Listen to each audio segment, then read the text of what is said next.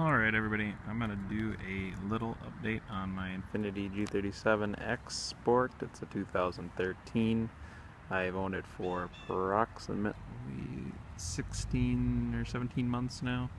Got a few months left with it, but I just wanted to use this update video to go over a few of the things about this car that I am less than thrilled with, and honestly have made my ownership experience a little bit tainted in the matter of I don't really want another Infiniti after this, besides the fact that the Q50 doesn't really do a whole lot for me.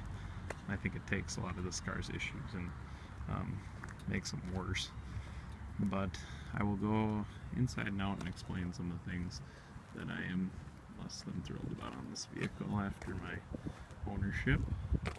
The front end, I don't know what the deal is, but it chips so easy. There is chips all along the front end of the car. There's big gouges taken out from stuff. I mean, the whole front is pitted. It looks like the car has 120,000 miles on it, and I've owned it for 23,000 miles. My other two Infinitis were much thicker painted vehicles, I guess, because I mean, this chips and it just looks like crap real fast. Other than that, I replaced the OEM Dunlop Sport Max tires.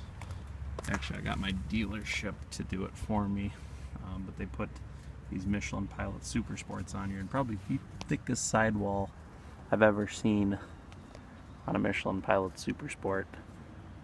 And that's another thing I'll go into when I get into the car, but the OEM Dunlops were absolute crap, and I suggest to anybody, if you have one of these, replace them. This will help the car in one of its larger negative aspects, I guess you could say. But these do help a lot. The Dunlops aren't good in the winter. I don't care what people say. Just because all-wheel drive does not make it a good car for winter, at least with these wheels and the OEM Dunlops. Let's take a step inside. I got the black leather interior. Like I said, I bought the car brand new. It was one of Infiniti's 2-year lease specials. I actually had the dealership go to Chicago to get the car because I wanted a very specific car, white. It was a sport package. At the time, I thought I wanted, I would be fine with all-wheel drive. Coming from a 2008 Infiniti G35 Sport, and then a 2005 non-sport rear-wheel drive G35, both sedans. And needless to say, I'm a little let down. One of the biggest issues with this car is this transmission. It's a 7-speed automatic. Infiniti uses it in just about everything, or a variation of it, and it is probably one of the least intelligent transmissions I've ever experienced. It does not know which gear to go into. It clunks, it hunts. I've taken this thing into the dealership numerous times trying to get updates and software changes and yada yada yada. Nothing seems to help it. It is absolute garbage. I literally cannot stand this transmission. It is awful. And so many people, they test drive these and they're like, oh, I didn't notice the difference. Honestly, I didn't either at first. It's an adaptive transmission though, so it adapts to your driving style. And as you begin to drive, the car just starts to shift like crap. And you can reset it and it'll drive fine for a little bit more. But after a few hundred miles, it switches back into its lazy, sluggish nature. You'll be going around a corner onto an on-ramp, and you'll just have accelerated, and it'll shift really high, because it loves to shift really high. It goes up to like 3,000-4,000 RPMs driving normally, and then the second you're like somewhat at your cruising speed, it just dumps it into 7th gear. So like, say you've merged onto a road and then you're going to pull onto a freeway. I experience this every morning, that's why I'm using this example. It'll shift up a few gears, and you'll be in the power band, and then you'll slow down briefly to turn your turn signal on to go up the on-ramp, and then all of a sudden the transmission's like in 7th gear, and you have no power, and you're going up the hill like, whoop. And it's just like, it refuses to downshift again for you. It's not responsive that way. It's just like, we'll just stay in 7th and just, putter up the on-ramp. And it's, unless I want to floor it again to get the thing to downshift, it won't, just go down a few more. I'm like, I don't need, all this speed to just merge. I just want to go, But the transmission refuses to shift. My next biggest complaint is the suspension on this car. You think for a car that they specify a sports sedan, they would, make it handle well. In the case of my other two Gs, they did handle well. I thought they handled very well. I thought they, gave me that feeling like a 3 Series would. With this car, I don't know what they did, but the suspension is very soggy feeling when you actually push the car. Around town, I think it's really firm. It gives you a sense of a sporty ride with a firm suspension when you hit the bumps and whatnot. But the second you actually go to push it into a corner, it just falls on its face. Like if you were going around a right-hand turn, let's say, it would put all its weight on that front outside corner, and it would just plow and push so hard into that tire. It's just absolutely crazy understeer. And if you do a corner hard enough, you will literally lift the rear wheel off the ground in the opposite corner. That's how much suspension flex there is. I just think this is incredibly, it's not acceptable in a car that, is advertised the way this one is. And I don't know why they made it handle so mushy for the all-wheel drives only, because they all do this. But then the second you go into a rear-wheel drive, handles just fine. I don't get why it handles so much differently. From the research I've done, it appears that Infiniti has put a smaller rear sway bar in the back of the all-wheel drives to make them understeer more for wintertime purposes, which I can get. Americans are stupid and they don't know how to drive in snow, so they would much rather understeer than oversteer, even though that's kind of dumb because you have no control really over understeer. It just kind of like steers you into a curb. But they put the small rear sway bar in the back to make it understeer in the winter, because normally the G is a very oversteer happy car. It's a very neutral chassis. It loves to play a little bit, It's just a lot of fun chassis. But when you add in those driveline components and this small rear sway bar in the back to make it understeer, it really comes across in summertime handling. It's very depressing.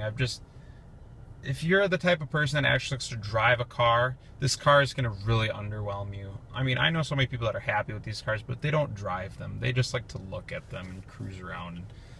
And for a sports sedan, it's supposed to drive sporty, and that does not, that's not sporty at all.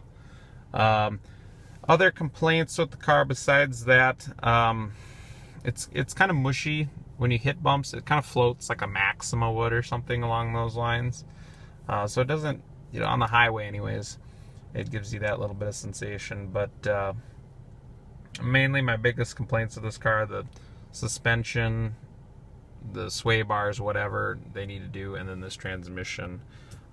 It's nothing my dealership can do. It's the car. I should have done my research, but I am very depressed and, a little upset with Infiniti for shorting an all-wheel drive owner like that so much, because while I know all-wheel drive detracts from the overall driving experience of a car like this that is normally rear-wheel drive biased, I just don't think it should do it that much.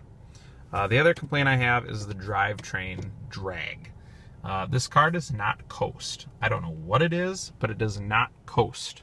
When you go down a hill, you will literally engine brake. You slow down going down hills. There's that much drag, and that's partly why I get, teens around town in the car. It doesn't coast. There's so much drivetrain drag, and I don't know what it is. I don't know if it's the transmission or the all-wheel drive or what. But when I drive other Gs with rear-wheel drive, they just kind of like coast. You go down a hill and they just, keep going. This car, it literally will engine brake itself. It's like it's got a Jake brake. So that's a little depressing. Other little things are fit and finish issues. That speaker rattles. I don't know what it is. This center console squeaks so much. It's absolutely unbearable. can't really handle that. I wish the car had adjustable headrests in the back. That's a good safety feature. But other than that, I do love the way the car looks. I think it's a beautiful car. I love the color. I love the stereo in it, aside from that rattling speaker. Heated seats were great. Air conditioner works almost too good. Everything else about that kind of stuff I like. That's mainly my biggest complaints is the actual driving experience of this car. If Infiniti tweaked those things, which supposedly they did with the Q50, I don't really think so. I think while it handles a little bit more flat, they killed things that actually were good about this car, like the steering. Like this car's got really good steering. It's heavy, it's well weighted, it gives you a lot of feel.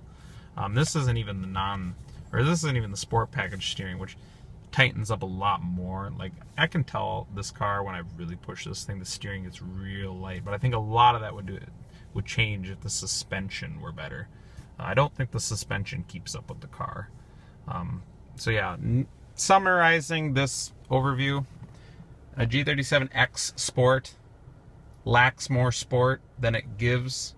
I think it's more of just like a cruiser sedan that rides too firm. The only thing really sporty about this car is the acceleration.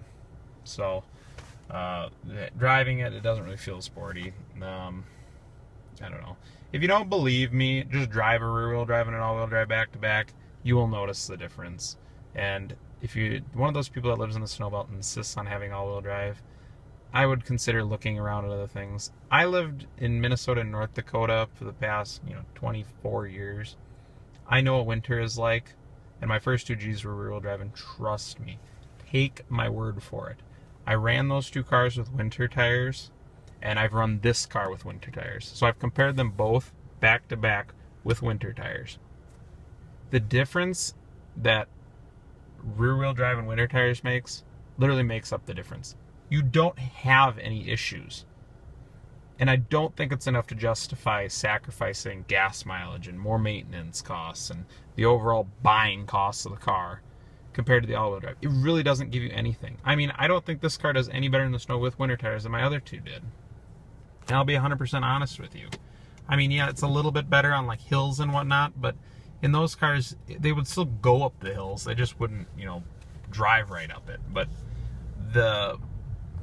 it's just, I don't think it's enough of a difference to warrant all the extra expense and the sacrificing of the drive. Because around town in traffic, flat lands, you don't even notice it. They literally just drive. Everybody's afraid of rear-wheel drive, but I think that's just because American tire manufacturers are lazy and don't make good tires all season. They don't put good tires in their cars, so people just try to be lazy and not change tires, so they buy all-wheel drive to make it somewhat better, even though it's really not any better. A rear-wheel drive with winter tires will outperform an all-wheel drive with all seasons, and I can firmly say that. But yeah, so needless to say, I have this car until 30,000 miles. I'm getting rid of it soon. I'm driving a lot. I have driven this car a lot. Not because I like driving it, just because I really want to drive the miles out of it so I can get rid of my lease quicker. So that's my plan.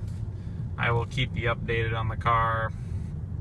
I only have, 6,000 or 7,000 miles left with it, so we're getting close, and I've been doing about 2,000 miles a month, so I'll keep you guys updated and hopefully do some more videos on our other cars, which I do quite enjoy driving, as well as whatever car I end up replacing this one with, which will be a wagon of some kind, because that is the route I'm going. But we will talk to you